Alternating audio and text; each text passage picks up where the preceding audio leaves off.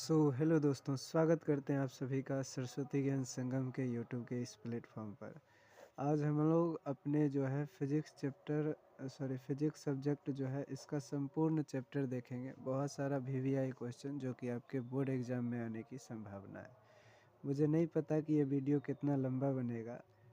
अभी जो है टाइम देख सकते हैं आप, 11:44 हो रहा है रात के, और मैं आप लोगों के लिए वीडियो शूट कर रहा हूँ क्योंकि परसों आपका जो है फिजिक्स का एग्ज़ाम है। तो चलिए बिना किसी टाइम वेस्ट किए अपना जो वीडियो है उसे शुरू करते हैं। तो यहाँ पे आप देखिएगा, शॉर्ट क्वेश्चन में सबसे पहला क्वेश्चन है। अच्छा, इसमें हम देखिए शॉर्ट क्वेश्चन टोटल आपका 40 शॉर्ट क्वेश्चन लिए हैं, और 12 क्वेश्चन आपका जो है वो लॉन्ग टाइप क्वेश्चन लिए हैं। तो हम कोशिश करते हैं पहले आपको लॉन्ग टाइप क्वेश्चन को समझा देने का, ताकि शॉर्ट टाइप को जो है हम लोग फटाफट रिवाइज कर लें। इसको बनाने में ही बहुत टाइम लगा है हम लोगों को, पर कोई नहीं, देखते हैं। देखिए दोस्तों, सबसे पहले जो है आपका एक क्वेश्चन पूछा जाता है कि भाई ऊर्जा बैंड के आधार पर पदार्थ के कितने प्रकार होते हैं। तो इसको समझते हैं। देखिए, कोई भी अपना जो परमाणु होता है उस परमाणु में नाभिक होता है और बहुत सारी कक्षाएं होती हैं। सबसे बाहर वाला कक्षा को हम लोग कहते हैं संयोजी बैंड। अरे यार, एक कुत्ता दिमाग खराब कर दिया। तो भाई सबसे आखिरी वाला जो किसी परमाणु का कक्षा होता है उसे हम लोग कहते हैं संयोजी कक्षा, और उसके अंदर वाला जो भी होता है उसको हम लोग कहते हैं चालन कक्षा। इसी से बना है संयोजी बैंड और चालन बैंड। संयोजी बैंड और क्या जी, चालन बैंड। अगर देखिए इस दोनों के बीच इलेक्ट्रॉन जा सकता है तो वो जो पदार्थ होगा वो चालक की तरह व्यवहार करेगा। अब इस दोनों के बीच की जो दूरी होती है उसे हम लोग कहते हैं ऊर्जा अंतराल। कहते हैं, ठीक है ना। और ऊर्जा का यहाँ पर जो मात्रक होता है वो इलेक्ट्रॉन वोल्ट होता है। याद रखिएगा, एक इलेक्ट्रॉन वोल्ट में जो है 1.6 गुना 10⁻⁻19 जूल होता है, ठीक है ना। अब देखिए, ऐसा पदार्थ जिसके चालन बैंड और संयोजी बैंड दोनों एक दूसरे पर ओवरलैप हो उसे हम लोग चालक कहते हैं। और जैसे कि जितना भी धातु है, सोडियम, पोटासियम, लोहा, मैग्नीज, है कि नहीं, सब क्या होते हैं, चालक होते हैं। अर्धचालक किसे कहते हैं, ऐसा पदार्थ जिसमें दोनों के बीच निम्न ऊर्जा अंतराल हो, यानी कि संयोजी बैंड और चालन बैंड के बीच जो है कम ऊर्जा अंतराल पाया जाता है। कितना कम, तो भाई 3 इलेक्ट्रॉन वोल्ट या इससे कम का अगर ऊर्जा अंतराल पाया जाता है तो उस पदार्थ को हम लोग कहते हैं सेमीकंडक्टर यानी अर्धचालक। इसमें याद रखिएगा, सिलिकॉन हो गया, जर्मेनियम हो गया, आर्सेनिक हो गया और एंटीमनी हो गया, है कि नहीं। ये सारे ऐसे पदार्थ होंगे जिसके संयोजी बैंड और चालन बैंड के बीच जो है कम ऊर्जा अंतराल होगा, यानी कि लगभग 3 इलेक्ट्रॉन वोल्ट या इससे कम। अब ऐसे पदार्थ जिसके चालन बैंड और संयोजी बैंड के बीच बहुत अंतर हो, यानी 3 इलेक्ट्रॉन वोल्ट से भी अधिक का अंतर हो, तो उसे हम लोग कहते हैं विद्युत रोधी या फिर कुचालक, जैसे कागज, प्लास्टिक इत्यादि। अब देखिए, जो अपना अर्धचालक होता है, जो अपना शुद्ध अर्धचालक होता है, जैसे सिलिकॉन हो गया, ठीक है ना। एक सेकेंड,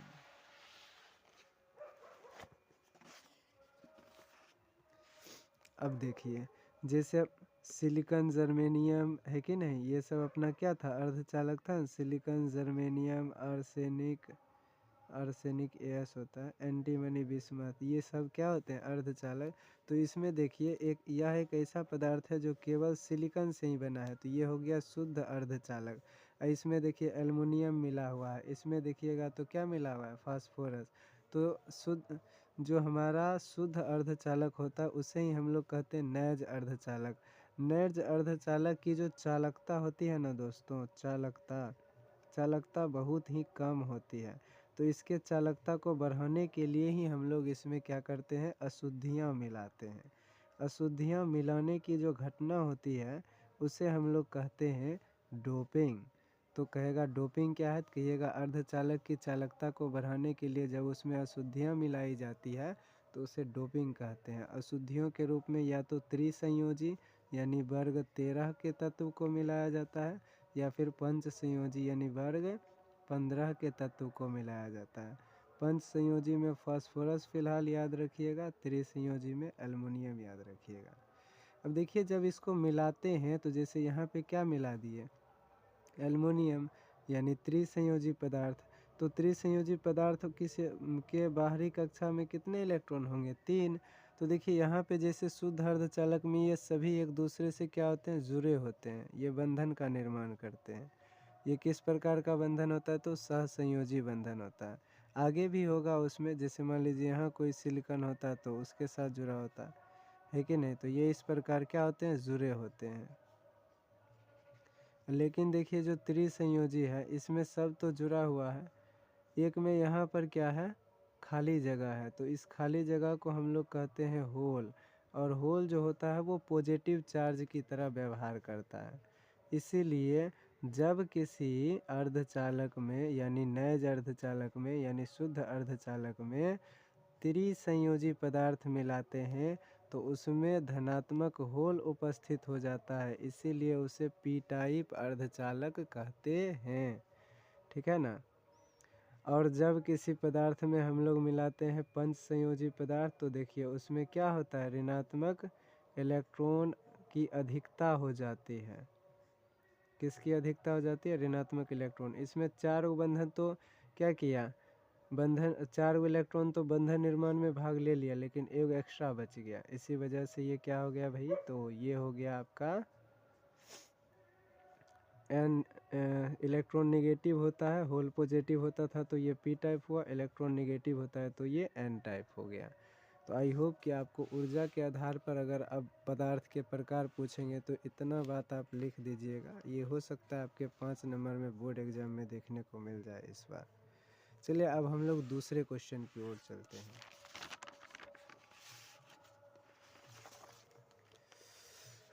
तो दोस्तों अब हम लोग दूसरे क्वेश्चन में देखते हैं रेडियो सक्रिय पदार्थ के बारे में।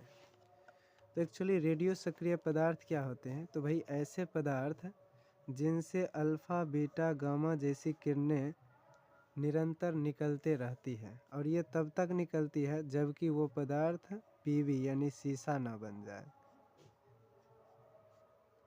तो ऐसे पदार्थ को हम लोग कहते हैं रेडियो सक्रिय पदार्थ। जैसे कि यूरेनियम 92-235, ये जो एक तत्व है यह एक रेडियो सक्रिय तत्व है या रेडियो सक्रिय पदार्थ है। किसी भी कण से जब अल्फा कण निकलता है तो उसके परमाणु संख्या में 2 की कमी आती है और उसके द्रव्यमान संख्या में 4 की कमी आती है। जब बीटा कण निकलता है तो उसका परमाणु संख्या 1 बढ़ जाता है, जबकि द्रव्यमान संख्या पहले के ही समान रहता है। और जब गामा निकलता है तो द्रव्यमान संख्या और जो परमाणु संख्या दोनों बराबर होती है, बस नाभिक की जो ऊर्जा होती है वो थोड़े से घट जाती है। आइए इसको यहाँ समझते हैं। जैसे मान लीजिए यूरेनियम से एक जो है अल्फ़ा कण निकल गया, तो अल्फ़ा कण क्या होता है भाई, हीलियम का नाभिक होता है, तो हीलियम हुआ ये। तो अगर अल्फ़ा कण निकलेगा तो अल्फ़ा कण में क्या होगा, परमाणु संख्या 2 घटेगा, परमाणु द्रव्यमान 4, तो नीचे 2 घटेगा तो 92 में से 2 गया 90, और पर 238 में से 4 गया 234, तो ये यूरेनियम से क्या बन गया भाई, थोरियम। इसी तरह घटते घटते जब वो सीसा बन जाएगा तो अपने आप अल्फ़ा बीटा गामा निकालना बंद हो जाएगा। समझ गए क्या। अब जना है कार्बन, कार्बन से निकला बीटा कण, तो बीटा कण निकलेगा तो क्या होगा, परमाणु संख्या 1 बढ़ जाएगा, तो 6 से क्या हो गया 7, जबकि द्रव्यमान संख्या में कोई अंतर नहीं देखने को मिलता है। अब अगर बात करें हम लोग किसके, गामा किरण का, तो जना ये कोबाल्ट है तो कोबाल्टे रह जाएगा, गामा निकलेगा, तो बस इसके नाभिक और इसके नाभिक की ऊर्जा की बात करें तो इसके नाभिक की ऊर्जा कम हो जाएगी, है कि नहीं। तो इस वाले घटना को हम लोग कहते हैं रेडियो सक्रियता, है कि नहीं। अब देखिए रेडियो सक्रियता में किसी भी पदार्थ का जो मतलब क्या कह सकते हैं कि विघटन है, विघटन ही हो रहा है ना, उससे अल्फ़ा बीटा गामा निकल रहा है तो उसका विघटन हो रहा है। तो रेडियो सक्रिय पदार्थ के विघटन में जब उसके आधी मात्रा का किसी रेडियो सक्रिय पदार्थ के आधी मात्रा के विघटन में जो समय लगता है, जो क्या लगता है, समय लगता है, उसे हम लोग कहते हैं उस रेडियो सक्रिय पदार्थ की अर्ध आयु। उसे हम लोग क्या कहते हैं, उस रेडियो सक्रिय पदार्थ की अर्ध आयु यानी T½ कहते हैं। और इसका मान होता है 0.693 अपॉन लेमडा, जहाँ लेमडा क्या है, विघटन नियतांक या फिर क्षय नियतांक, डीके कांस्टेंट जिसको कहते हैं, है कि नहीं। अब देखिए, और कुल जो औसत समय लगता है उसी मतलब कुल जो समय लगता है किसी रेडियो सक्रिय पदार्थ के विघटन में, कुल जो समय लगता है उसे हम लोग कहते हैं औसत आयु। और औसत आयु क्या होती है भाई, इसको टाउ से डिनोट करते हैं। ये क्या होता है, विघटन नियतांक के व्युत्क्रम के बराबर होता है। तो अगर इस दोनों में हमको संबंध कहेगा निकालने तो क्या हो जाएगा, ये देखिए 1 बटा यहाँ पे क्या लिखा हुआ है, लेमडा यानी विघटन नियतांक। तो इसको ऐसे लिख सकते हैं T½ = 0.693। 1/लेमडा को हम लोग लिख सकते हैं 1/लेमडा की जगह इंटू टाउ। तो टाउ = क्या हो जाएगा 0.693 अपॉन T½ तो ये हो जाएगा अर्ध आयु और औसत आयु में संबंध, ठीक है ना।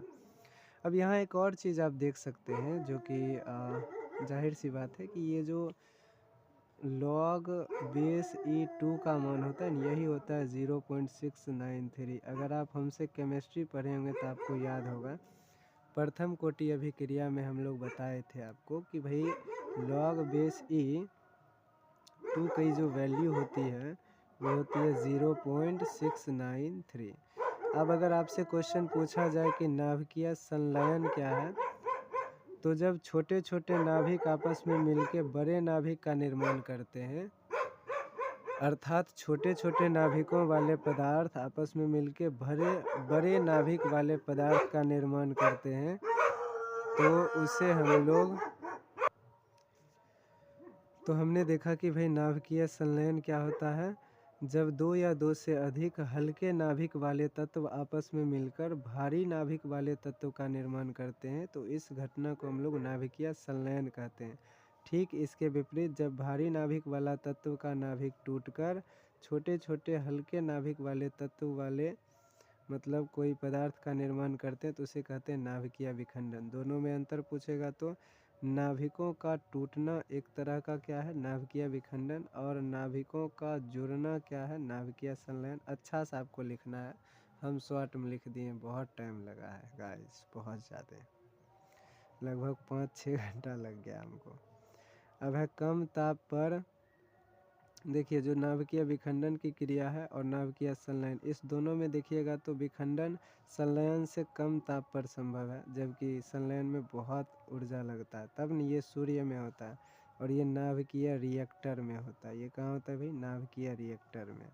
अब देखिए जैसे यूरेनियम है और यूरेनियम है और ये क्या है, ये है न्यूट्रॉन। न्यूट्रॉन पर 0 और 1 इस तरह हम लोग दिखाते हैं न्यूट्रॉन कण का, है कि नहीं। तो देखिए ये जो है ये क्या है, यूरेनियम, और यूरेनियम से क्या क्या बना, बेरियम बना और क्या बना, क्रिप्टन, और साथ में एनर्जी यानी ऊर्जा निकला। तो यूरेनियम टूटकर बेरियम और क्रिप्टन बना ना, इसको ज़्यादा नहीं समझ आ रहा तो ऐसे लिख सकते हैं U = BA + KR। तो यहाँ एक भारी नाभिक टूटकर 2 हल्का नाभिक बनाया तो ये हुआ नाभिकीय विखंडन, वहीं ये दोनों मिलकर एक भारी नाभिक बनाया तो ये हुआ नाभिकीय संलयन। अर्ध आयु के बारे में ऑलरेडी मैंने डिस्कस कर दिया है कि भाई अर्ध आयु जो है T½ कितना होता है 0.0693 अपॉन लेमडा, और जहाँ लेमडा क्या है, डीके कांस्टेंट है यानी कि विघटन नियतांक या फिर कह सकते हैं क्षय नियतांक है।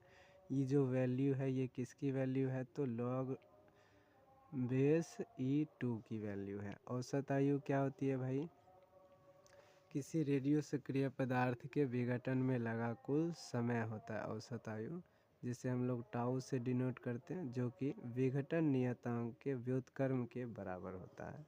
तो भाई अब दोनों में संबंध क्या हो जाएगा बताइए। संबंध तो अभी बताए हैं हम, ये रहा संबंध। टाउ बराबर 0.693 अपॉन टी हाफ।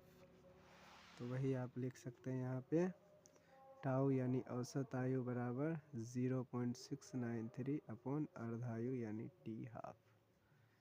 चलिए अब आगे अगर हम लोग बढ़ेंगे तो अब कहता है रेडियो सक्रियता का व्यंजक यानी n equal to n naught e⁻ lambda t जो है इसको प्रूव करने।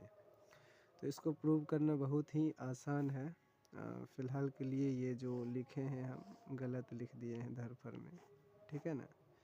और बाकी गाइज अगर आप मैथमेटिक्स का क्वेश्चन देखना चाहते हैं तो देखिए ये सारा क्वेश्चन है जो कि अभी ही मैंने क्वेश्चन बैंक से निकाला है। ये सब क्वेश्चन जो देख लीजिएगा, अभी तो उतना समय है नहीं, पता नहीं ये वीडियो कितना घंटा का बनेगा ये भी नहीं पता।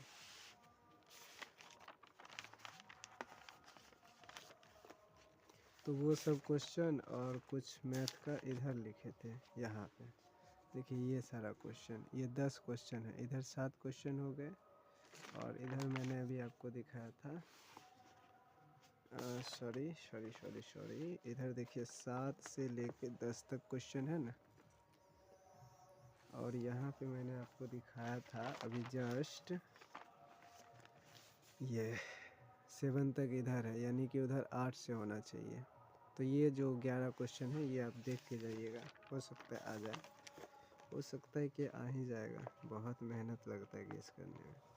तो अब हम आपको बताते हैं कि जो भाई रेडियो सक्रियता है इसके लिए n equal to n naught e⁻ lambda t कैसे प्रूव करें। तो देखते हैं इसमें पेज वगैरह है। हाँ चलिए, भगवान की कसम मिल तो गया पेज। अब देखिए भाई रेडियो सक्रियता के लिए अगर हम लोग प्रूव करें तो रेडियो सक्रियता का नियम पहले हम जानते हैं। रेडियो सक्रियता का नियम, अब एकदम ध्यान से देखिएगा इसको। देखिए रेडियो सक्रियता का नियम कहता है कि भाई विघटन की दर जो है, क्योंकि इससे क्या होता है अल्फ़ा बीटा कण निकलता है तो विघटन होता है, तो कहा विघटन की दर जो है वो नाभिक की संख्या के समानुपाती होता है।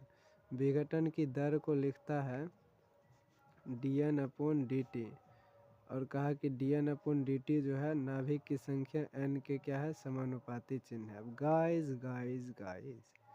जब भी हम समानुपाती चिन्ह हटाते हैं इक्वल टू आता है तो कोई ना कोई कांस्टेंट आता है। और आप जानते हैं गाइस ये कांस्टेंट क्या है भाई, डीके कांस्टेंट है, यानी 6 नियतांक है कि नहीं गाइस। एग्ज़ाम है तो भी टेंशन नहीं लेना है गाइस। अब देखिए ऐसा हमने इसको लिख दिया। अब देखिए आगे बढ़ते हैं तो dn/n कर देंगे और यहाँ इसको, अच्छा देखिए विघटन नियतांक को हम लोग माइनस से डिनोट करते थे, सब जगह माइनस लग जाएगा तो ये लैम्डा और यहाँ से चला जाएगा dt। इसी को हम ऐसे लिख सकते हैं guys dn/n equal to minus lambda dt। अब दोनों तरफ हम कर सकते हैं समाकलन, तो हो जाएगा dn/n equal to minus lambda dt का भी समाकलन। अब दोनों चूँकि क्या है अनिश्चित समाकलन है, थोड़ा बहुत मैथ अगर आप जानते हैं तो 1/x का होता है log x, तो इसका क्या हो जाएगा log e n, x नहीं है नीचे तो n हो जाएगा और इसका हो जाएगा माइनस लैम्डा टी प्लस का c, है कि नहीं। अब देखिए ये हो जाएगा। अब यहाँ से हम एक चीज़ जानते हैं कि मान लीजिए अगर समय हो 0 तो कोई भी पदार्थ का नाभिक जो होगा वो 100% होगा। इसको हम लोग इस तरह डिनोट कर सकते हैं कि अगर t का मान 0 रखेंगे तो n की वैल्यू होगी n नोट। तो अगर यही चीज़ हम लोग यहाँ पे लगाएं तो हम लोग log e n equal to लिख सकते हैं, सॉरी n के जगह n नोट लिख सकते हैं, माइनस लिख सकते हैं t के जगह 0 और प्लस का c। तो यहाँ से आपको c इक्वल टू निकल जाएगा log e n नोट, है कि नहीं। अब इस c की वैल्यू को आप यहाँ पुट करेंगे तो आपको क्या आ जाएगा भाई, आपको आ जाएगा log e n equal to minus lambda t plus का क्या log e n नोट, क्योंकि c के जगह तो ऑलरेडी हम लोग क्या निकाल लिए, ये निकाल लिए। अब देखिए अब आगे बढ़ेंगे हम लोग तो क्या कर सकते हैं, इसको हम इधर लेकर आ सकते हैं। तो ये हो जाएगा log e n माइनस log e n naught equal to minus lambda t. अच्छा गाइज लॉग में अगर माइनस में हो तो वो भाग में चला जाता है, जैसा कि आप जानते हैं कि log x minus log y जो होता है ये हो जाता है log x बटा y। तो यहाँ हो जाएगा log n बटा n naught equal to minus lambda t. अच्छा एक और बात आप जानते हैं कि भाई log x बराबर अगर m हो तो m x बराबर हो जाएगा e पर पावर m, है कि नहीं। तो अगर उस हिसाब से देखें तो यहाँ पर n बटा n नोट बराबर हो जाएगा e पर पावर माइनस लेमडा टी। और अगर ऐसा हो गया ना तो देखिए n यहाँ रह जाएगा, n नोट यहाँ भाग में है तो गुना में चला जाएगा, तो n नोट इंटू, और यही तो हमें प्रूव करना था। तो इसको एक दो बार आप प्रैक्टिस कर लीजिएगा, हो सकता है आपके बोर्ड एग्जाम में आ जाए। थोड़ा बहुत आपको भाषा लिखना है, यहाँ पूरा भाषा लिखना है। हम जानते हैं कि रेडियो सक्रियता की क्रिया में विघटन की दर परमाणु के नाभिक की संख्या के समानुपाती होती है, अर्थात ये, है कि नहीं। अब ये लिखा हुआ तो मिल ही जाएगा, हम ही लिखे हैं। देखिए यहाँ पे सब कुछ लिखा है। रेडियो सक्रियता का नियम व व्यंजक, ये अपना हेडिंग है। तो रेडियो सक्रियता में विघटन या विखंडन या विघटन की दर परमाणु के नाभिक की संख्या के समानुपाती होता है, अर्थात माइनस dN/dt समानुपाती n। तो अगर इसको इक्वल करेंगे तो लेमडा आएगा जो कि 6 नियतांक है। अब देखिए ये इसको क्या कर लिए, n को इधर कर लिए, माइनस को इधर और dt को इधर कर लिए, तो ये बन गया। और वही करेक्शन किए, दोनों तरफ क्या किए, समाकलन। अब जब आप वहाँ लिखिएगा तो लिख भी सकते हैं दोनों तरफ समाकलन करने पर।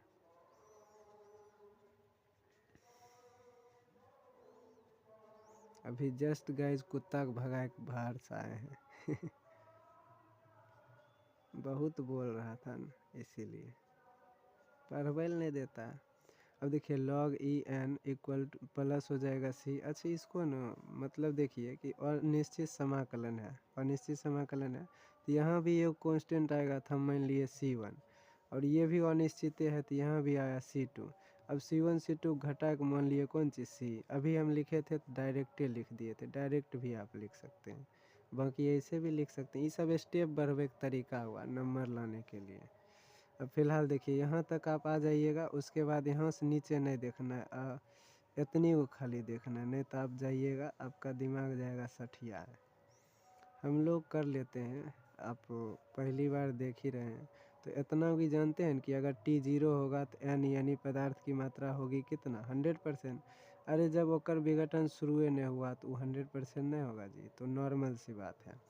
तो यही चीज़ को यहाँ पे हम लोग पुट करेंगे, तो ये हो जाएगा 0, ये हो जाएगा n नोट, तो c बराबर आएगा log e n नोट। देखिए उसको समीकरण 1 मान लिए थे, तो t के जगह हम लोग 0 पुट करेंगे, तो 0 पुट करेंगे तो c के जगह क्या आ जाएगा। देखिए t को जगह 0 पुट किए तो n के जगह आया n नोट, और इसी से हम लोग निकाल लिए log e n नोट की वैल्यू c। तो यहाँ पे c था तो वही लिख दिए। अब देखिए n माइनस n नोट, तो log में माइनस अगर होता है तो क्या हो जाता है, भाग हो जाता है। और यहाँ से हम लोग जानते हैं कि log को अगर इधर से हटाएंगे तो e के पावर में ये जाएगा, e टू दी पावर ये हो जाएगा, बाकी ये भाग में है तो गुणम होगा। तो ये हमारा क्या हो गया, प्रूव हो गया। गाइस चलिए आगे बढ़ते हैं। अब है बोर का परमाणु मॉडल, बहुत बहुत बहुत बहुत बहुत ज़्यादा इम्पोर्टेंट है ये, ठीक है ना। तो देखिए बोर का जब हम लोग परमाणु मॉडल की बात करते हैं तो भाई बोर ने 3 मुख्य बातें कही। बोर ने कहा कि भाई कोई भी जो कक्षा का कोणीय संवेग होता है, ऐसे नहीं बोला, वो बोला किसी भी कक्षा में घूमने वाले इलेक्ट्रॉन का जो कोणीय संवेग होता है अर्थात MVR होता है, वो NH बटा 2 पाई के क्या होता है, बराबर होता है। अब यहाँ पर n है कक्षा की संख्या और h है प्लैंक नियतांक। h क्या है, प्लैंक नियतांक। और मेरे ऑफलाइन वाले बच्चे को पता है इसकी जो वैल्यू है वो है 6.62 × 10⁻⁴ कितना -34 जूल सेकेंड, सबको पता है, बहुत सारा न्यूमेरिकल क्वेश्चन भी करवाए हैं इस पर। तो ये हो जाएगा, ठीक है। हो सकता है ये भी आपको ऑब्जेक्टिव में पूछ लेगा एज, है कि नहीं, तो बहुत इम्पोर्टेंट है। तो कक्षा बोर्ड ने पहली बात क्या कहा कि कक्षा की जो कोणीय कक्षा में गति करने वाले इलेक्ट्रॉन की जो कोणीय संवेग mvr होगी वो nh/2π के बराबर होगी। पहली बात ये बोला उसने। दूसरा बोला कि किसी निश्चित कक्षा में अगर इलेक्ट्रॉन घूम रहा है तो वो ऊर्जा का उत्सर्जन नहीं करेगा। देखिए थोड़ा सा बेसिक बताते हैं। इससे पहले रदरफोर्ड जी आए थे और वो बोले कि नाभिक के चारों ओर वृत्ताकार कक्षा पर इलेक्ट्रॉन घूमता है। तो सब लोग उसको बोलने लगा कि बोका है का जी, अगर इलेक्ट्रॉन घूमेगा तो कर ऊर्जा नाश होगा ना, तो ही घूमेगा तो थकेगा ना। तो मान लो इलेक्ट्रॉन अगर घूम रहा है तो थक जाएगा, इसका ऊर्जा का ह्रास होगा, ऊर्जा उत्सर्जित करेगा। तो ये घूमे तो घूमे थके थके तक किस में टकरा जाएगा, नाभिक में, परमाणु ब्लास्ट कर जाएगा।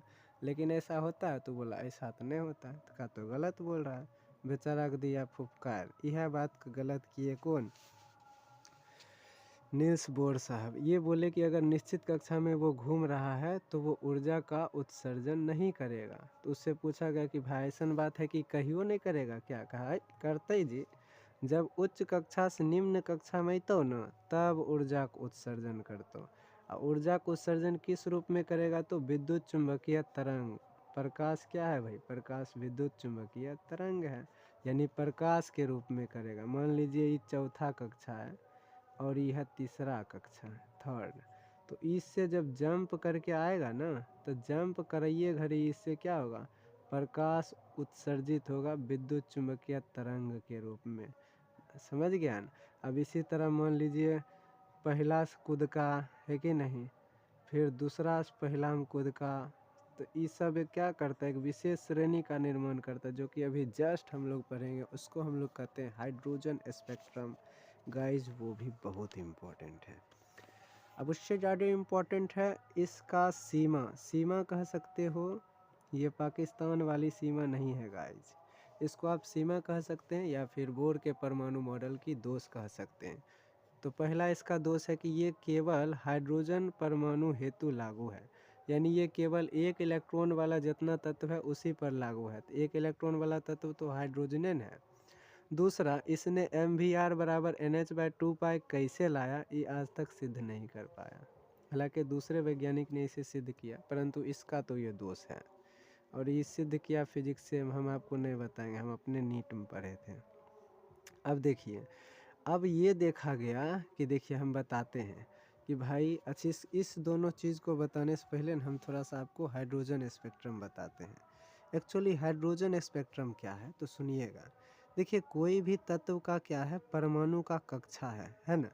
अब इसका जो परमाणु का कक्षा है ना, तो इलेक्ट्रॉन इसमें क्या होता है, अगर उच्च कक्षा से निम्न कक्षा में आता है तो वो क्या करता है भाई?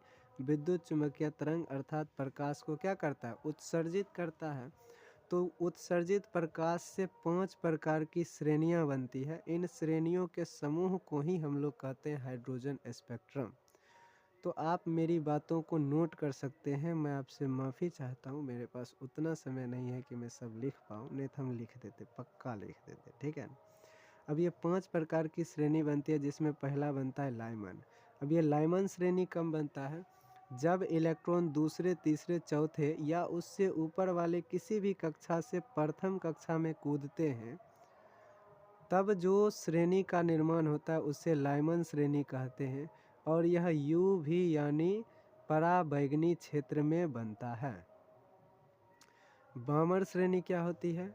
जब इलेक्ट्रॉन तीसरे, चौथे, पाँचवें या उससे ऊपर वाले से, यानी कि दूसरा से ऊपर का वाला किसी भी कक्षा से दोसर में कूदेगा, तब जो क्या होगा? श्रेणी का निर्माण होगा। यानी तब जो विद्युत चुम्बकीय तरंग यानी प्रकाश उत्पन्न करेगा, उससे जिस श्रेणी का निर्माण होगा उसे कहेंगे बामर श्रेणी। उसके बाद इसी तरह अगर तीसरा में कूद रहा है तो पाश्चन श्रेणी। अच्छा, बामन श्रेणी बनता है दृश्य क्षेत्र में। और बाकी का ये तीनों जो है पाश्चन, ब्रैकेट और फुंड, ये तीनों बनता है IR यानी अवरक्त क्षेत्र में। अब ये बनेगा तीसरा में कूदेगा चौथा, पाँचवा, छठा से। ये अगर पाँचवा, छठा, सातवां से कूद रहा है किस में? चौथा में। और फुंड बनेगा किस में, ये पचमा में कूदेगा तब, तो पचमा से ऊपर किस में कूदेगा। अब यहाँ पर देखिए कि ये कूदेगा तो क्या बनाएगा, विद्युत चुम्बकीय तरंग, और तरंग का क्या होता है भाई, तरंग दैर्ध्य होता है। तो हाइड्रोजन स्पेक्ट्रम में अलग अलग जो तरंग, अलग अलग जो विद्युत चुम्बकीय तरंग होते हैं उसके तरंग दैर्ध्य को, अलग अलग श्रेणियों के जो विद्युत चुम्बकीय तरंग होते हैं उसके तरंग दैर्ध्य को ज्ञात करने के लिए हमें एक नियतांक की मदद लेनी होती है, जिसे हम लोग रीडबर्ग नियतांक कहते हैं। Again guys, this is very important for your board exam. हम मजाक में पढ़ा रहे हैं, इसका मतलब ये नहीं है कि टॉपिक इम्पोर्टेंट नहीं है, जानबूझ के कि आप बोर ना हो। वैसे ऑलरेडी आप लोग जो है डिप्रेशन में होंगे अभी, फिर भी हम चाहते हैं कि खुशी खुशी पढ़ लीजिए, है कि नहीं। इसी वजह से वैसे लैंग्वेज का यूज़ करते हैं, बाकी हम बहुत सभ्य आदमी हैं। चलिए आगे बढ़ते हैं। तो जो हाइड्रोजन स्पेक्ट्रम है इसके अलग अलग श्रेणियां जो हैं वो अलग अलग तरह के विद्युत चुम्बकीय तरंग से क्या होते हैं, बनते हैं। तो अलग अलग श्रेणियों के जो विद्युत चुम्बकीय तरंग हैं उसके तरंग दैर्ध्य को ज्ञात करने के लिए हमें एक नियतांक की मदद लेनी होती है, जिसे रीडबर्ग नियतांक कहते हैं, जिसका कि मान होता है 1.097 गुना 10⁻7 मीटर इनवर्स, है कि नहीं। अब इसमें देखिए, अब जना कि हमको लाइमन श्रेणी के लिए क्या करना है, तरंग दैर्ध्य का सूत्र लगाना है, तो यहाँ लगाएंगे 1/λ इक्वल टू r इंटू, यहाँ पर जो कैपिटल N है ना वहाँ पर रखेंगे लाइमन के लिए 1, बामर के लिए 2, पास्चन के लिए 3, ब्रैकेट के लिए 4 और फुंड के लिए 5। इसमें पास्चन जो श्रेणी है इस बार के लिए इम्पॉर्टेंट है। तो लाइमन के लिए n का मान क्या रखेंगे 1। अब ये n2 क्या होगा, तो लाइमन में कहाँ कहाँ से कूद सकता है, दूसरा तीसरा चौथा, तो n2 अगर दूसरा से कूदा है तो 2, तीसरा से तो 3, है कि नहीं। यानी कि कैपिटल N जो होगा वो उससे हमेशा ही स्मॉल n बड़े होगा। जना लाइमन के लिए ई 2 से शुरू होगा, लाइमन में 1 यहाँ लिखते हैं, बामर में यहाँ लिखते हैं 2, 3 से शुरू होगा। आई होप कि आप मेरी बातों को समझ पा रहे होंगे। तो चलिए गाइस आगे बढ़ते हैं। गाइस अब हम लोग लॉजिक गेट पढ़ते हैं। Again this is very important for your board examination and you will see some questions from this topic also. तो अब देखते हैं अपने इस टॉपिक को। तो भाई साहब यहाँ पर जो लॉजिक गेट है, लॉजिक गेट के बारे में पहले तो 2-3 लाइन हम लोग याद करेंगे। ये जो होता है द्वि आधारित सिद्धांत पर आधारित होता है। जना कंप्यूटर में 0 और 1 यही 2 डिजिट लेता है, जहाँ 0 का मतलब होता है ऑफ और 1 का मतलब होता है ऑन।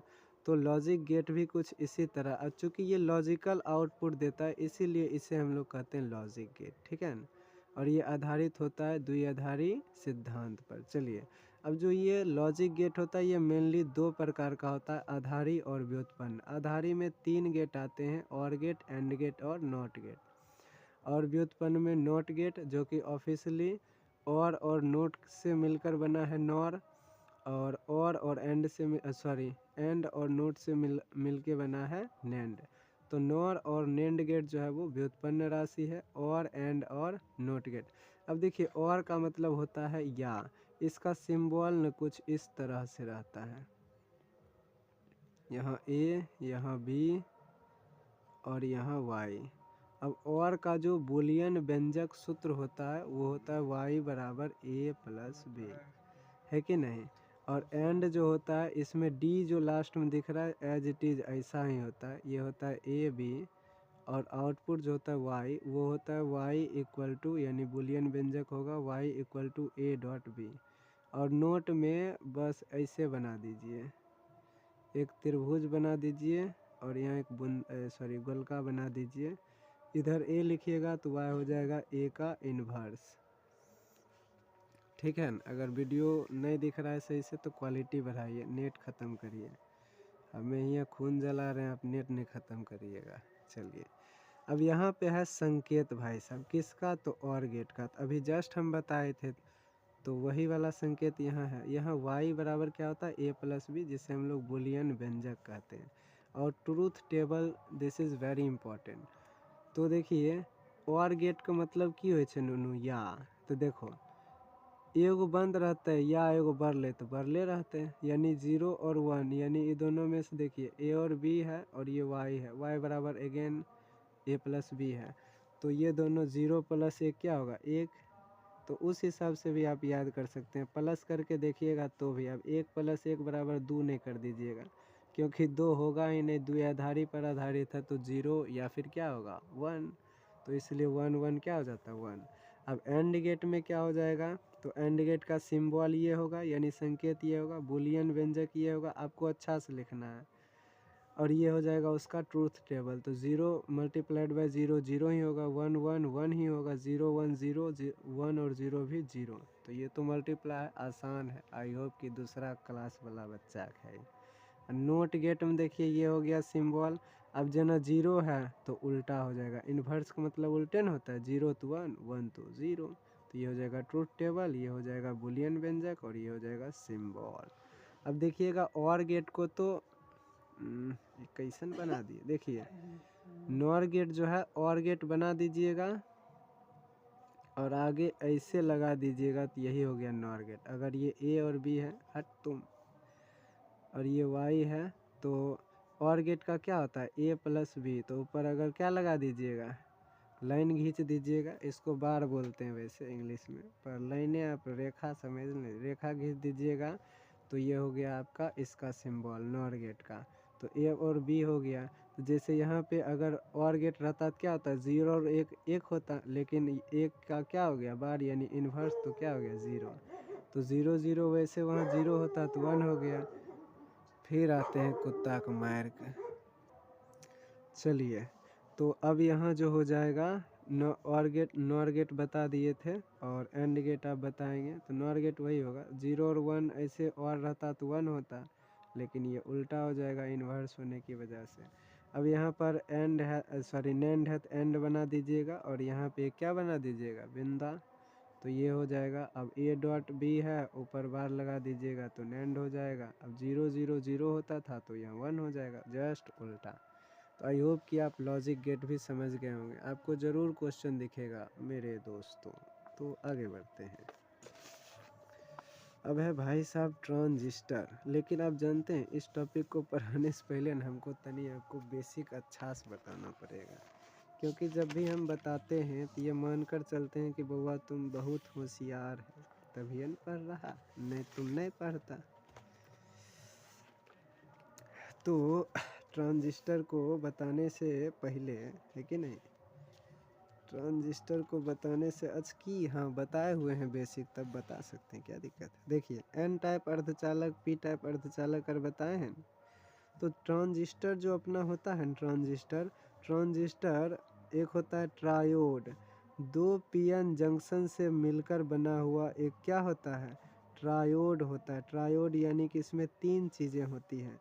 कितनी चीज़ें होती है, तो यहाँ देखिए यह एक ट्रांजिस्टर है, इसमें एक होता है एमीटर, एक होता है बेस और एक होता है कलेक्टर। तो इसमें 3 गो चीज़ है, इसीलिए इसको कहते हैं कौन चीज़, तो इसको कहते हैं ट्रायोड।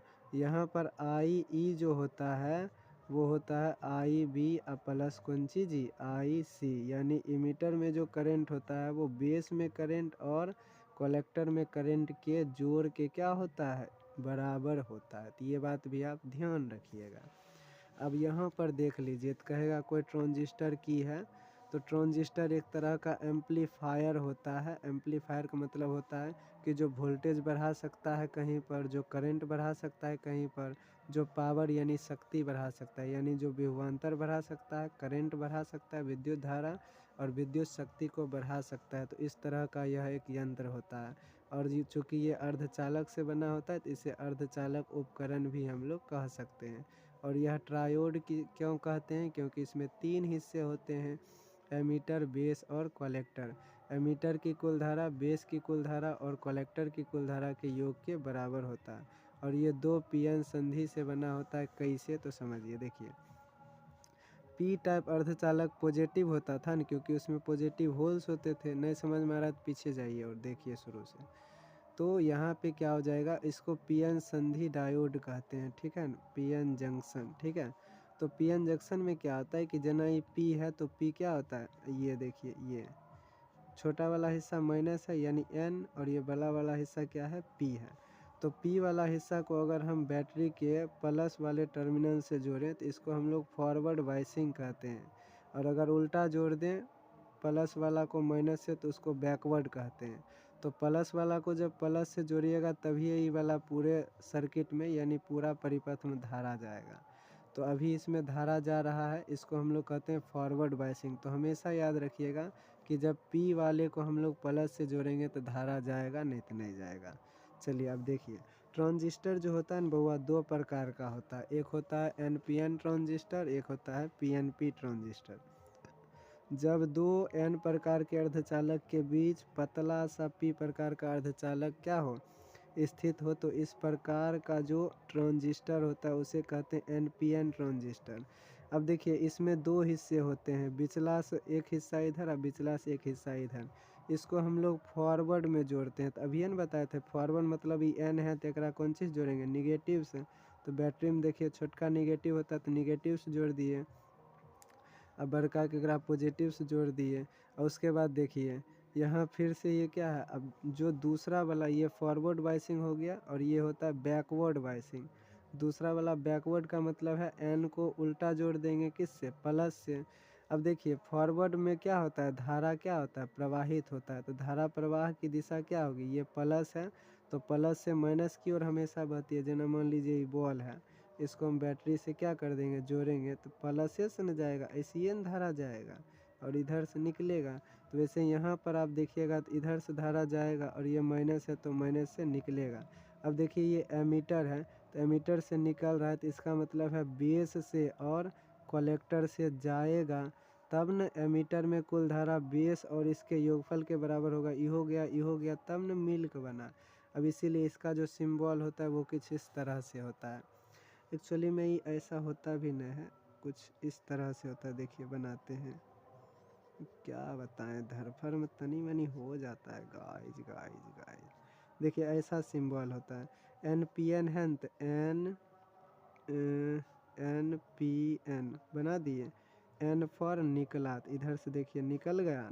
तो ये सिंबल है NPN का। सिंबल बना के फिगर बना के थोड़ा सा बता दीजिएगा कि पहला जो क्या है परिपथ है वो फॉरवर्ड बायसिंग में है, इसमें धारा प्रवाहित हो रहा है, और इसमें धारा जो है जो एमीटर है एमीटर से निकल रहा है, बेस से धारा जा रहा है। इतने बात आपको लिखना है। दूसरा में कहिएगा बैकवर्ड में है, कलेक्टर में धारा जा रहा है और बेस में भी धारा जा रहा है।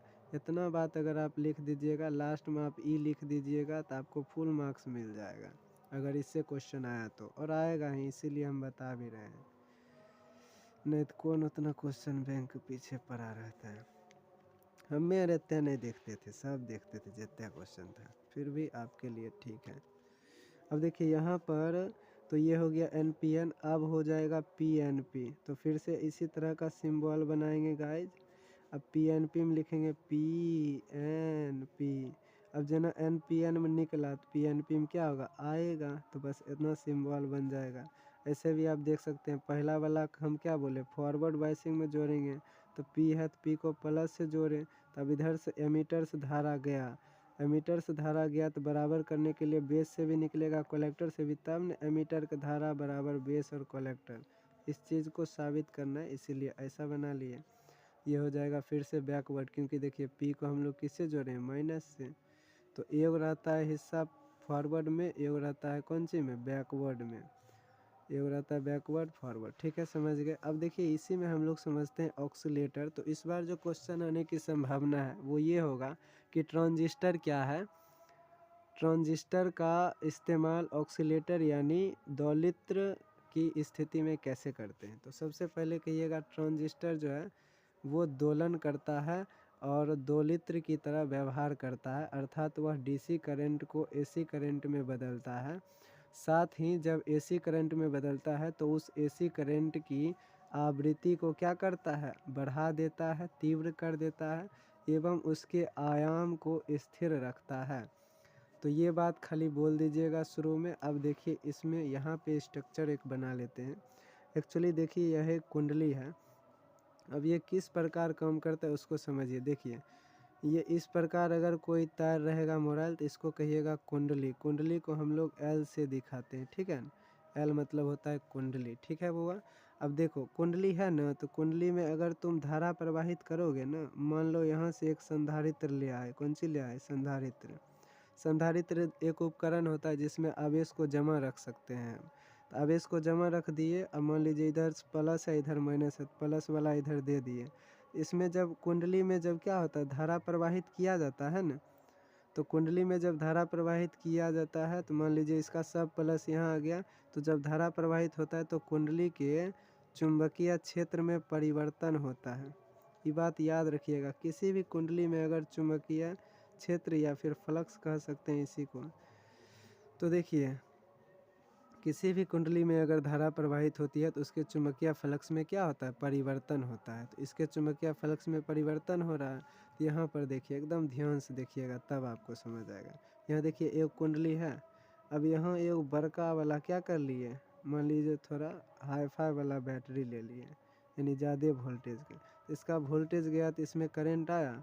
अब फिर से देखिए ये वाला करंट ऐसे होते हुए क्या हुआ, इसके निगेटिव टर्मिनल से जुड़ गया। तो ऐसा अगर हम लोग क्या करेंगे यहाँ पर कैसा करेंगे, इस प्रकार अगर हम लोग एक कुंडली देखेंगे तो इस कुंडली में क्या होगा, चुंबकीय फ्लक्स में परिवर्तन होगा, क्योंकि इसमें क्या हो रहा है, धारा प्रवाहित हो रहा है। अब देखिए अगर एक कुंडली है और इसके चुंबकीय फ्लक्स में परिवर्तन हो रहा है, तो इसके सामने अगर दूसरा कुंडली भी सामने रख लेंगे ना, तो इसके चुंबकीय फ्लक्स में परिवर्तन होने के कारण ही इसके करीब रखे कुंडली में अपने आप क्या होता है, चुंबकीय फ्लक्स में परिवर्तन होने लगता है। एक्चुअली इस घटना का नाम होता है विद्युत चुंबकीय प्रेरण, जो कि जस्ट इसके बाद हम डील करेंगे। अब देखिए यहाँ पर हम लिखे हैं बी और ऊपर में लिखे हैं सी और नीचे लिखे हैं कौन सी, ई। देखिए ये नहीं लग रहा आपको, एमीटर के लिए ई लिखे होंगे, बेस के लिए बी और कलेक्टर के लिए सी जी। तो ये क्या है, यहाँ पर जो है यह क्या है, ट्रांजिस्टर है, और इसका इस्तेमाल हम लोग क्या कहाँ कर रहे हैं, दोलित्र में कर रहे हैं, यानी कि डीसी करंट को एसी बनाने में। जैसे इसका इस्तेमाल होता है आपके घर में इन्वर्टर में, इन्वर्टर है ना, हमारा घर में आया है पर आपके घर में है ना। तो ये जो इन्वर्टर है इसका काम क्या होता है, डीसी को एसी में बदलना। अब एकदम ध्यान से सुनिएगा, तो कहेगा क्या होता है, तो पहले तो ये बात लिख दीजिएगा इतना, उसके बाद कहिएगा कि ये किस सिद्धांत पर काम करता है। चलिए आगे हम बता देते हैं। तो देखिए इतना बात आप समझ गए, बरकास ये हुआ। अब देखिए अब क्या हुआ कि यहाँ पर एक बैटरी हम क्या किए, बैटरी लगाए। इस बैटरी से आवेश गया इसमें, इस वाले चीज़ को हम लोग कहते हैं संधारित्र, जो कि आवेश जमा करता है। तो बैटरी से ये क्या कर लिया, आवेश जमा कर लिया, और उसी आवेश को कहाँ लेकर चला गया, यहाँ पर। कहाँ पर लेकर चला गया, कुंडली में। तो यानी कि यहाँ भी चुंबकीय फ्लक्स में परिवर्तन होगा। एक बार चुंबकीय फ्लक्स में परिवर्तन इसमें हुआ, इसके करीब ये है, नहीं बोले कि अगर कोनो में हो रहा है तो ओकरा करीबो लेके जाइएगा दोसर कुंडली तो ओहो में होगा। तो इसमें भी हो रहा है चुंबकीय फ्लक्स में परिवर्तन। अब सवाल है कि ऐसा क्यों हो रहा है और ऐसा करवा क्यों रहे, तो आइए इसी चीज़ को समझते हैं दोस्तों। तो एक्चुअली में जो ये होता है दोलित्र होता है, इसमें क्या करते हैं हम लोग कि जो हमारा आउटपुट है, जैसे इधर से गया और इधर से ये आउटपुट निकला ना, देखिए यहाँ पर हमको जो क्या है, जो हमारा क्या है, एमीटर है, एमीटर हमारा आउटपुट होता है। यानी कि यहाँ से नीचे अगर देखिए इधर से धारा गया और पूरा अगर यहाँ से नीचे आएगा, इसको कहेंगे आउटपुट। लेकिन यहाँ से नीचे आया तो इसको हम लोग दूसरे बैटरी के थ्रू, आपको नहीं लगता है, इसमें भेज दिए और वापस से यहाँ भेज दिए। यानी हम क्या कर रहे हैं कि अपने आउटपुट का कुछ हिस्सा इनपुट में डाल रहे हैं। ऐसा हम लोग इसलिए करते हैं क्योंकि यहाँ एक शब्द लिखा है नियत। देखिए डीसी को एसी बनाना आसान है, उसकी तीव्रता भी बढ़ाना आसान है, लेकिन उसके आयाम को बना के रखना बहुत मुश्किल होता है बउआ। यानी कि देखिए यहाँ पर जो है, ये देखिए ये है कौन सी, ये जो है आपका क्या है, एसी करंट है, क्योंकि ये ऊपर नीचे हो रहा है, माने इसका दिशा बदल रहा है। जिसका दिशा बदलता है उसको एसी करंट कहते हैं, अल्टरनेटिंग यानी प्रत्यावर्ती धारा। जिसका दिशा नहीं बदलता है उसको डीसी कहते हैं। तो देखिए बदल रहा है ना। अब देखिए यहाँ ऊपर में जितना उठ रहा है नीचे में उतने उठ रहा है, मतलब इसका आयाम क्या है, निश्चित है। लेकिन अगर ये ऐसा होने लगे, इसका मतलब है आयाम निश्चित नहीं है। तो ऐसा न हो, है कि नहीं, आयाम निश्चित रहे, इसीलिए हम लोग क्या कहते हैं कि जो हमारा जो अपना क्या होता है ट्रांजिस्टर होता है, उसका इस्तेमाल जब हम लोग करते हैं किसके रूप में, दोलित्र के रूप में, तो हम क्या करते हैं एक सिद्धांत को फॉलो करते हैं जिसको कहते हैं फीडबैक प्रोसेस।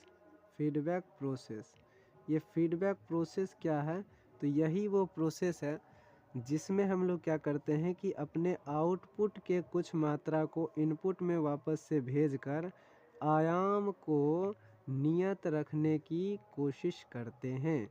इसी घटना को हम लोग कहते हैं फीडबैक प्रोसेस, ताकि क्या हो सके कि जो हमारा अल्टरनेटिंग करंट मिल रहा है वो ऑसिलेटर की तरह, मतलब ऑसिलेटर से प्राप्त हो रहा है, ऐसा महसूस हो सके।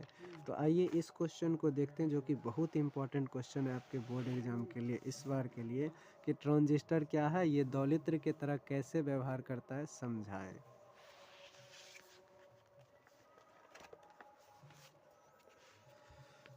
तो देखिए आप लिखिएगा कि ट्रांजिस्टर जो है एक अर्धचालक इलेक्ट्रॉनिक उपकरण है, और ये क्या है, ट्रायोड है, जिसमें बेस उसका फिगर बना दीजिएगा यहाँ पर, और तीनों लिख दीजिएगा, एमीटर, बेस और कलेक्टर, अच्छा से बना दीजिएगा, आपको नंबर लेना है।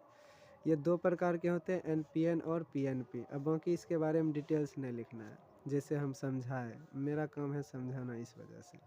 अब है ट्रांजिस्टर की दोलित रूप क्रिया, यानी दोलित रूप क्रिया क्या है, तो ट्रांजिस्टर क्या करता था, डीसी ऊर्जा को एसी तरंगों में परिवर्तित करती है, इसी क्रिया को दोलित रूप क्रिया कहा जाता है।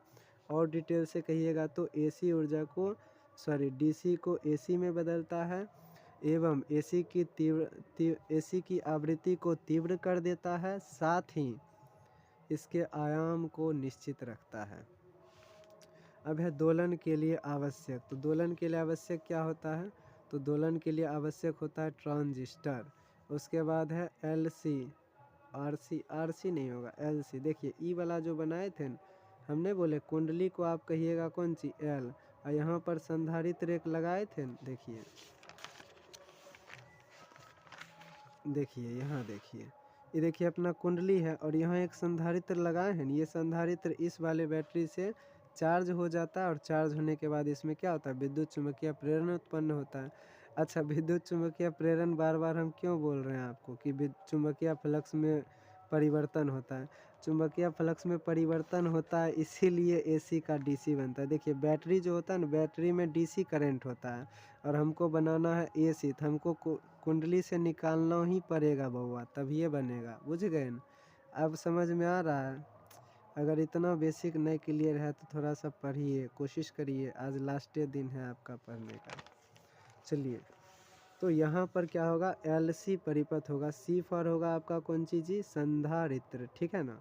तो संधारित्र को हम लोग बैटरी से चार्ज कर लेंगे, और इसी के आवेश को क्या करेंगे, एल यानी कुंडली में ले लेंगे, ताकि यहाँ पे चुंबकीय फ्लक्स में परिवर्तन हो और रिजल्ट के रूप में हमें एसी करंट मिले। अब जो इससे एसी करंट में, देखिए डीसी बैटरी क्यों लिए, ताकि संधारित्र को क्या करेंगे बउआ, चार्ज करेंगे। और ट्रांजिस्टर क्या होगा बउआ, तो ट्रांजिस्टर होगा एम्पलीफायर, जो कि क्या करेगा, एसी करंट की वोल्टता को क्या करेगा, बढ़ाएगा। और एलसी परिपथ क्यों लिए, क्योंकि डीसी से अगर हमको क्या बनाना है, एसी, तो एलसीए परिपथ में कुंडली के चुंबकीय फ्लक्स में परिवर्तन करेंगे। इतना बात आप लिख दीजिएगा, जितना हम ठेठी में बोले हैं, तो सिद्धांत लिखे की कोई ज़रूरत नहीं है, आपका खुद का भाषा हो जाएगा। अब देखिए सिद्धांत क्या कहता है, तो सिद्धांत कहता है और क्रियाविधि क्या है। सिद्धांत तो आप इतना समझ गए कि संधारित्र को आवेशित करना है, और संधारित्र के आवेश को क्या करना है, कुंडली में ले जाना है, ताकि कुंडली के चुंबकीय फ्लक्स में परिवर्तन हो सके और एसी धारा हमें प्राप्त हो सके। बाकी इसका पढ़ लेते हैं। तो कहता है परिपथ आउटपुट परिणाम का कुछ हिस्सा इनपुट में भेज देता है, जिससे सिग्नल माने कौन चीज़, जो आपको प्राप्त हो रहा है एसी, उसी को चट्टा सिग्नल बोल रहा है। सिग्नल बढ़ता रहे, तो एसी बढ़ता रहे, इसके लिए हम लोग क्या करते थे कि आउटपुट का कुछ हिस्सा, देखिए यहाँ देखिए, फिर आपको वह वाला चित्र दिखाएंगे, आप क्या समझते हैं, मतलब देखिए आउटपुट यहाँ से मिलना शुरू हुआ था, तो आउटपुट के कुछ हिस्सा को घुमाए फिर कहाँ लेकर आए, इनपुट में ले आए। अरे यहाँ से नीचे आउटपुट, यहाँ से सब तो इनपुटे न है, तब न होगा आई ई बराबर आई बी प्लस आई सी। तो वही काम तो है। तो आउटपुट का कुछ हिस्सा इनपुटे में ले गए, का है ताकि एसी को क्या कर सके, बढ़ा सके, एसी के आयाम को बढ़ा सके, तब न नियत होगा। नहीं देखिए यहाँ से नीचे जाएगा, इसको बढ़ाने के लिए ही काम कर रहे हैं हम लोग।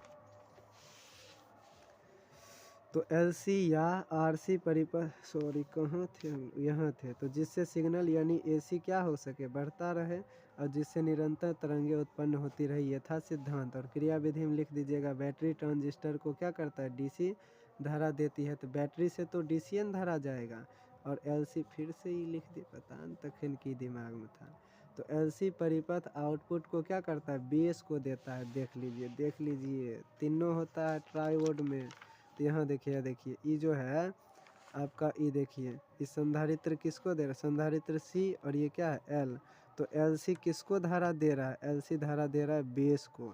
कलेक्टर से कहाँ से आ रहा है, बड़का वाला बैटरी जो है, देखिए बड़का वाला बैटरी जो है, बड़का वाला बैटरी दे रहा है कलेक्टर को, लेकिन बेस को कौन धारा दे रहा है, तो बेस को एलसी परिपथ दे रहा है। तो सिद्धांत में आप इतना भी कह सकते हैं कि एक डीसी बैटरी लेते हैं, एक बैटरी लेते हैं, और एलसी परिपथ में उसके द्वारा एसी करंट उत्पन्न करते हैं, जिस करंट को बेस के द्वारा एमीटर तक, सॉरी क्या बोल सकते हैं इसको, एमीटर तक भेजा जाता है।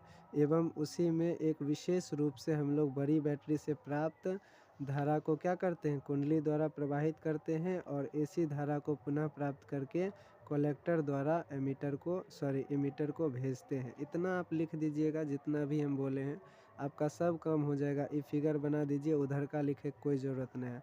ट्रांजिस्टर का परिभाषा देख ई लिख दीजिए, बात ख़त्म, एज इट इज़ नंबर मिल जाएगा। इतना कर लीजिएगा, आशा है कर लीजिएगा। चलिए आगे बढ़ते हैं, बाकी इसको पढ़ना है तो पढ़ लीजिएगा फटाफट, कोई दिक्कत नहीं है। ये सब पढ़ लीजिएगा, कहाँ कहाँ उपयोग है देख लीजिए, चूँकि टाइम बहुत ज़्यादा हो जाता है ना। अब देखिए आगे देखिए, अब है आपका विद्युत चुम्बकीय प्रेरण। Again this is very important, already हम समझा दिए। देखिए विद्युत चुम्बकीय प्रेरण क्या है, किसी कुंडली से संबंधित चुम्बकीय फ्लक्स में परिवर्तन करने से उसमें प्रेरित धारा और प्रेरित ईएमएफ यानी विद्युत वाहक बल उत्पन्न होता है। विद्युत वाहक बल जो है इसका SI मात्रक वोल्ट होता है। बल समझ के न्यूटन नहीं मारिएगा, क्योंकि ये एक तरह का क्या है, विभवांतर है। तो देखिए यह क्या है एक, अच्छा यहाँ पर एक विशेष चीज़ हम आपको दिखाते हैं। एना करके रहेगा ना, इसका मतलब है ये एसी करंट है। एसी करंट है तो प्लस इधरों से जाएगा, इधरों से कभी जना, कभी प्लस इधर से जाएगा तो माइनस इधर, तनिए देर में इधर से माइनस जाएगा, इधर से प्लस, तो ये अपन दिशा बदले तो रहता। आपने देखे एना करके चल रहा है, तो ऊपर में प्लस होता है, नीचे में माइनस, तो अपन दिशा ही बदल रहा है एसी करंट। तो जब एसी करंट के साथ किसी कुंडली को भेजेंगे तो उसके चुंबकीय फ्लक्स में परिवर्तन होगा, जिसके कारण इस कुंडली में क्या होगा, प्रेरित धारा उत्पन्न हो जाएगा, और प्रेरित विद्युत वाहक बल यानी ईएमएफ उत्पन्न हो जाएगा। तो यही कारण है, इसी घटना को हम लोग कहते हैं विद्युत चुम्बकीय प्रेरण। अब देखिए इसके लिए फैराडे ने 2 नियम दिया, जिसमें पहला नियम यही है कि किसी कुंडली से धारा प्रवाहित कर, किसी कुंडली को प्रत्यावर्ती धारा परिपथ से जोड़ने पर यदि उसके चुंबकीय फ्लक्स में परिवर्तन होता है तो उसमें क्या होगा, प्रेरित धारा और प्रेरित विद्युत वाहक बल उत्पन्न होगा। इसका दूसरा नियम कहता है कि जो चुंबकीय फ्लक्स में परिवर्तन का दर होगा वो विद्युत वाहक बल के क्या होगा, बराबर होगा, यानी माइनस का dF/dt जो होगा वो EMF के बराबर होगा। अब यहाँ पर हम लोग देखते हैं कि हम लोग क्या देखें कि एगो कुंडली अगर क्या है, प्रत्यावर्ती धारा परिपथ से जुड़ा है, तो इससे संबंधित दूसरे कुंडली में भी अपने आप क्या हो जाता है, चुंबकीय फ्लक्स में परिवर्तन होने लगता है। इसीलिए इसे हम लोग क्या कहते हैं, तो अन्योन्य प्रेरण कहते हैं। कि अगर एक ऑलरेडी ऐसा कुंडली है जिसके चुंबकीय फ्लक्स में परिवर्तन हो रहा है, तो उसके करीब अगर दूसरा कुंडली हो तो उसमें भी चुंबकीय फ्लक्स में परिवर्तन होगा, और उसमें भी विद्युत धारा यानी प्रेरित धारा और EMF उत्पन्न होगा। ठीक है ना, तो वो हो जाएगा अन्योन्य प्रेरण की घटना। इसी सिद्धांत पर अपना ट्रांसफार्मर जो है काम करता है। ठीक है बउआ। अब देखिए इसमें जो दोनों कुंडली एक दूसरे से जुड़े होते हैं, उसमें छोटे छोटे बहुत सारे लोहे के क्या होते हैं, क्रॉड होते हैं। अब ये ट्रांसफार्मर के बारे में लिख लीजिएगा। ट्रांसफार्मर एक प्रकार की ऐसी युक्ति है जो वोल्टेज को बढ़ाने या घटाने का काम करती है। ट्रांसफार्मर अन्योन्य प्रेरण के सिद्धांत पर काम करती है। इसमें दो कुंडली होती है, प्राथमिक और द्वितीयक। प्राथमिक में फेरों की संख्या N1 मान लेते हैं, द्वितीयक में N2 मान लेते हैं। तो प्राथमिक में उत्पन्न जो क्या होगा, विद्युत वाहक बल होगा, फैराडे के दूसरे नियम से वो क्या होता है, वो हो जाएगा N1 इंटू माइनस d∅dt। ठीक इसी तरह इसमें जो E2 होगा वो क्या हो जाएगा, N2 क्या है, फेरों की संख्या इंटू माइनस d∅ कौन चीज़ dt। तो अगर आप E1/E2 निकालिएगा तो सब कुछ कट के क्या आ जाएगा, N1/N2। इसको आप प्रूव कर दीजिएगा बाद में। अब बाकी इसके बारे में लिख दीजिएगा। जो कुंडली होता है वो तांबे का कॉइल बना होता है, यानी तांबे की कुंडली होती है। जो क्रॉड होता है वो लोहे के छोटे छोटे गत्ते होते हैं। अब इसमें बहुत इम्पॉर्टेंट है, अब देखिए ये जो E1/E2 है इसी को कहा जाता है ट्रांसफार्मर रेशियो भी कहा जाता है कई बार। तो वही बात ना, देखिए E1 बराबर माइनस N1 d∅dt किए और बाद में इसका रेशियो भी निकाल लिए। अब ट्रांसफार्मर हानि के बारे में भी पूछा जाता है। तो देखिए पहला है ताम्र क्षय, यानी कॉपर लॉस क्या है, ताम्र हानि भी कहेगा। तो कॉपर कौन सी था, ट्रांसफार्मर का जो कॉइल बना था, यानी ये जो कुंडली है ये कौन सी है, कॉपर। तो जब भी विद्युत ये प्रत्यावर्ती धारा जाता है तो ये कॉपर गर्म हो जाता है और उष्मा के रूप में हानि हो जाता है, उसी को कहते हैं कॉपर हानि। लोहा भी गर्म हो जाता है तो लोहा से भी उष्मा निकलता है, तो उसको कहते हैं हिस्टेरेसिस लॉस, यानी हिस्टेरेसिस हानि। अब लोहे में या कोई भी दुनिया का धातु क्या है, धातु है, उसके चुंबकीय फ्लक्स में परिवर्तन होगा तो उसमें प्रेरित धारा उत्पन्न होगा न। इस धारा को हम लोग कई बार कहते हैं भंवर धारा। तो भंवर धारा के कारण भी वो क्या होता है, गर्म होता है तो उसमें उष्मा हानि होता है, तो उसे हम लोग कहते हैं भंवर धारा लॉस। तो ये 3 प्रकार का लॉस आपके किस में पाया जाता है, ट्रांसफार्मर में भी। ताम्र क्षय का मतलब है कि ट्रांसफार्मर की कुंडली तांबे की बनी होती है जिसमें कि प्रेरित धारा उत्पन्न होने के कारण उष्मा हानि होता है, इसे हम लोग क्या कहते हैं, ताम्र क्षय कहते हैं। फिर कहेंगे कि ट्रांसफार्मर का जो क्या होता है, लोहे का क्रॉड होता है, ट्रांसफार्मर के जो लोहे के क्रॉड होते हैं उसमें भी भंवर धारा उत्पन्न होने से या फिर विद्युत धारा के प्रवाह होने से क्या होता है, उष्मा उत्पन्न होता है और उष्मा हानि होता है, जिसे हम लोग हिस्टेरेसिस लॉस कहते हैं। और तीसरा होगा भंवर धारा क्षय। कहेंगे कि किसी ट्रांसफार्मर के जो क्या होते हैं, गत्ते होते हैं लोहे के, जो क्रोड होते हैं, उसमें भंवर धारा उत्पन्न होती है जिससे विद्युत ऊर्जा का उष्मा ऊर्जा के रूप में ह्रास होता है, जिसे हम लोग भंवर धारा लॉस कहते हैं। एक बात देखिए, ये दोनों एक क्या है, बस दो भाषा बना के लिख दीजिएगा, दैट्स इट। अब ये भंवर धारा क्या था भाई, तो किसी चालक के चुंबकीय फ्लक्स में परिवर्तन के कारण उत्पन्न प्रेरित धारा को ही हम लोग क्या कहते हैं, भंवर धारा। ये जो होता है जल की धारा के समान होता है, जना पानी है ओए में उढल्ला फेंकते तो ना एना एना करके गोल बहुत दूर तक बनता है, तो उसी तरह ये भी बनता है। जना ये लोहा है तो यहाँ पर जना बनेगा तो ऐसे ऐसे बनेगा, इसीलिए इसको भंवर धारा बोला गया। अब इसके बहुत सारे उपयोग है, जना प्रेरण भट्ठी में, प्रेरण मोटर में और विद्युत ब्रेक में, जना ट्रेन ब्रेक में इसी का इस्तेमाल होता है। अब इसके हानियाँ क्या हैं, तो ये विद्युत ऊर्जा को किस में बदलता है, उष्मा ऊर्जा में बदलता है। तब यही इसकी क्या है, हानि है, जो कि हमको ट्रांसफार्मर में दिखता भी है। तो अब थोड़ा आगे देखते हैं। अब देखिए आगे जो हमारा क्वेश्चन है वो है प्रिज्म से अपवर्तन का फॉर्मूला। तो अब कुछ ही क्वेश्चन बचा है, थोड़ा सा पानी पी लेते हैं। चलिए दोस्तों, थैंक यू आप सबों का हमारे जो है वीडियो में बने रहने के लिए। तो अब हम लोग देखते हैं प्रिज्म से अपवर्तन का फार्मूला। पहले हम आपको सिद्ध कर देते हैं। देखिए प्रिज्म ये इस प्रकार का होता है, जिसका सबसे ऊपर में जो कोण होता है इसको कहते हैं ए प्रिज्म कोण। अब देखिए यहाँ से जैसे हम लोग क्या किए, एक मान लीजिए हम लोग क्या किए, प्रकाश किरण को गुजारे तो ये समांतर हो जाएगा और ये इस तरह से क्या होता है, गुजरता है। अब यहाँ पर हम अभिलंब डालेंगे तो ये अभिलंब इधर आ जाएगा, यहाँ भी डालेंगे तो इधर आ जाएगा और ये एक त्रिभुज के तरह काम करता है। अब देखिए आपतित किरण और अभिलंब के बीच जो कोण बनता है उसे आपतन कोण कहते हैं, आई से दिखाते हैं। इधर वाले कोण को हम लोग आई डैश से दिखाते हैं। अब आप अभिलंब और जाप्तित यानी निर्गत किरण को हम लोग इसके बीच के कोण को क्या कहते हैं, अपवर्तन कोण, तो आर, तो यहाँ पर हम लोग कहेंगे आर डैश। अब देखिए इसका मूल पथ ये था लेकिन ये विचलित इधर हो गया है, तो मूल पथ ये था विचलित इधर हो गया, तो ये वाला जो कोण है इसी को हम लोग कहते हैं विचलन कोण। क्या कहते हैं, विचलन कोण कहते हैं। ठीक है गुरु, और विचलन कोण को हम लोग डेल्टा से लिखते हैं। ठीक, अब देखिएगा ध्यान से, तो ये जो कोण है, अब कोई भी त्रिभुज जब है ना, तो त्रिभुज में जो यहाँ पर कोण बना होता है, त्रिभुज में यहाँ जो कोण बना होता है वो ई दोनों कोण के बराबर होता है। जना 1 2 है और ये 3 है, तो यहाँ लिख सकते हैं कोण 3 बराबर कोण 1 का जोड़ कोण 2।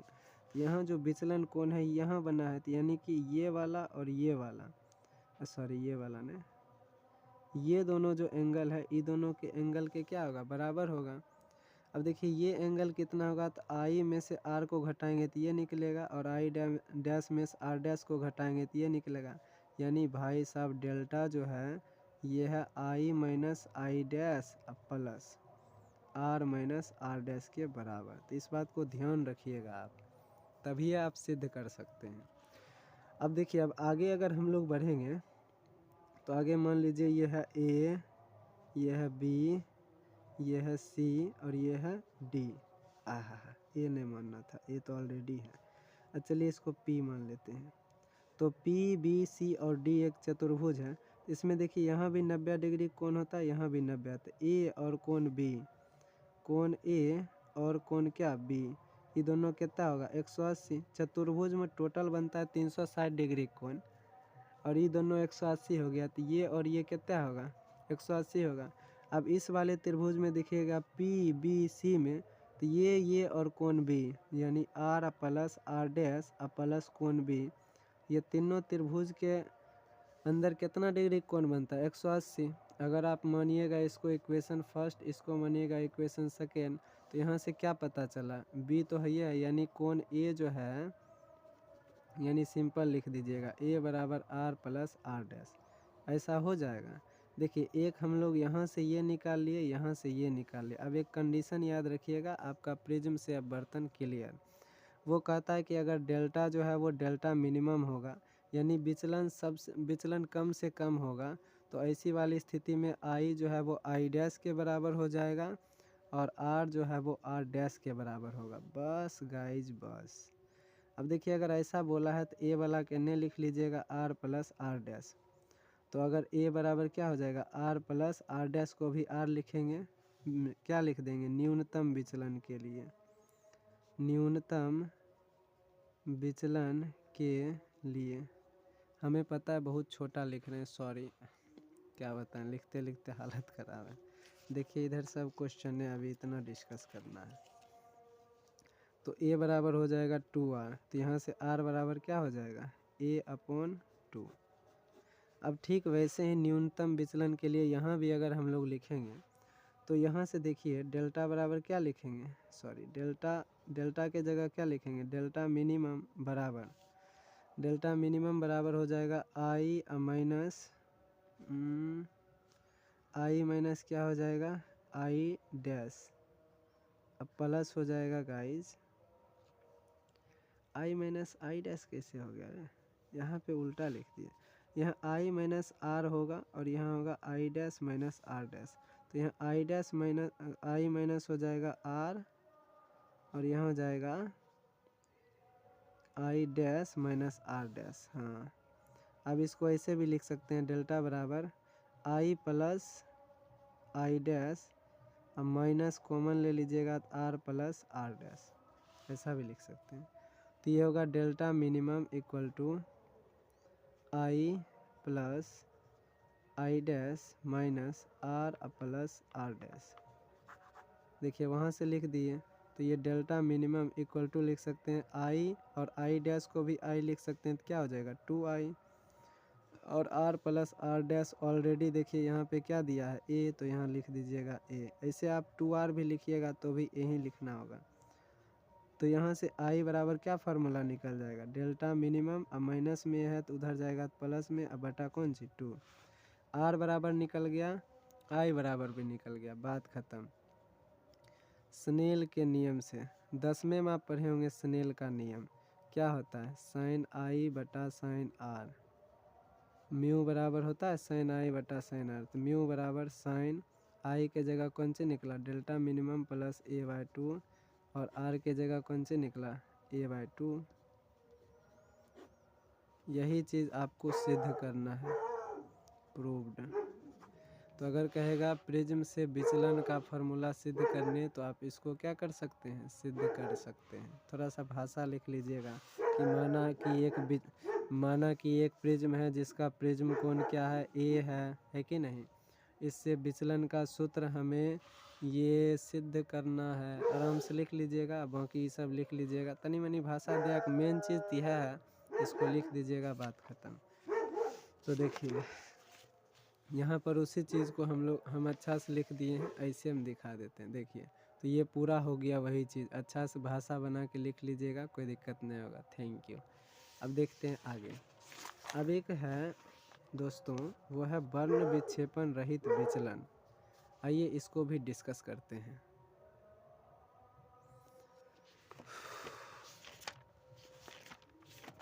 अब वर्ण विक्षेपण रहित विचलन को डिस्कस करने से पहले थोड़ा बहुत समझिए। देखिए इसमें जना प्रिज्म है ना,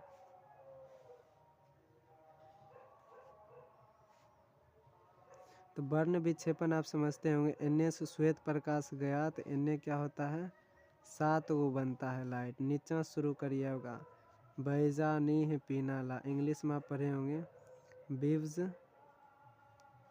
योर, इंग्लिश से हमरो याद रहता है। Violet, indigo, blue, green, yellow, orange और रेड, यानी बैजानीह पीनाला, पीनाला। बैगनी, जामुनी, नीला, हरा, पीला, लाल और पीला, नारंगी और लाल। तो ये देखिए इसको कहते हैं हम लोग वर्ण विक्षेपण। 10वां में आप पढ़े होंगे कि श्वेत प्रकाश को जब हम लोग प्रिज्म से गुजारते हैं तो वो अपने 7 रंगों में बढ़ जाता है, इसे हम लोग वर्ण विक्षेपण कहते हैं। अब देखिए यहीं पे क्या हुआ, विचलन भिन्न हुआ। ये क्या हुआ, मूल पथ इसका ये था, ये सब क्या हो गया, विचलित हो गया। तो इसलिए देखिए सबसे ज़्यादा विचलन किसका हुआ, बैगनी का, और सबसे कम विचलन किसका हुआ, यहाँ पे रेड कौन हम लोग दर्शा रहे हैं, यहाँ से बैगनी से रेड तक है। सबसे ज़्यादा विचलन किसका हुआ, बैगनी का। सबसे कम विचलन किसका हुआ, रेड का। तो इसीलिए तरंग दैर्घ्य सबसे अधिक किसका होगा बउआ, तरंग दैर्घ्य सबसे अधिक होगा किसका, रेड का। याद रखिएगा, ऑब्जेक्टिव में बहुत आता है, बहुत ज़्यादा। विश्वास नहीं आप करिएगा लेकिन बहुत आता है। अब देखिए तो वर्ण विक्षेपण समझ गए। अब देखिए यहाँ पर जो विचलन है, विचलन का फार्मूला अभी हम लोग पढ़े कि जो अपना क्या था, म्यू बराबर आया था वो delta minimum plus a/2 upon a/2, इसके आगे साइन था। अब देखिए साइन को हम लोग हटा भी सकते हैं, चूँकि काटे नहीं हैं यहाँ पर। ऐसा होता है कि साइन अगर थीटा हो और थीटा का मान बहुत छोटा हो तो हम लोग sine theta equal to theta लिख सकते हैं। इसलिए ये काटे नहीं हैं, बस उसी के जगह पे लिख दिए। जना साइन 0 को 0 नहीं लिख सकते हैं, साइन 0 का मान क्या होता है, साइन 0 बराबर 0। तो अगर थीटा 0 है तो लिख सकते हैं ना, तो इसको काटे थोड़ी हैं, दोनों बराबरे हैं। इसको काटिएगा नहीं तो गलत कर देगा। अब देखिए इसी को कोना कोनी फटाफट गुना करिएगा तो देखिए 2 से 2 तो मर गया, तो ये हो गया म्यू ए बराबर हो गया डेल्टा मिनिमम प्लस ए। इसको इधर कर लीजिएगा तो डेल्टा बराबर आ जाएगा a इंटू म्यू माइनस 1। तो ये हो गया विचलन। अभी यहाँ पे 3 गो हम फार्मूला आपको बताएंगे ताकि आप अगला जो है डेरिवेशन उसको सिद्ध कर पाओ। तो गाइज याद रखिएगा, विचलन का फार्मूला अभी क्या होगा, विचलन का फार्मूला होगा डेल्टा बराबर a इंटू म्यू माइनस 1। अब होगा कोणीय वर्ण विक्षेपण, कोणीय वर्ण विक्षेपण। तो कोणीय वर्ण विक्षेपण का फार्मूला याद रखिएगा,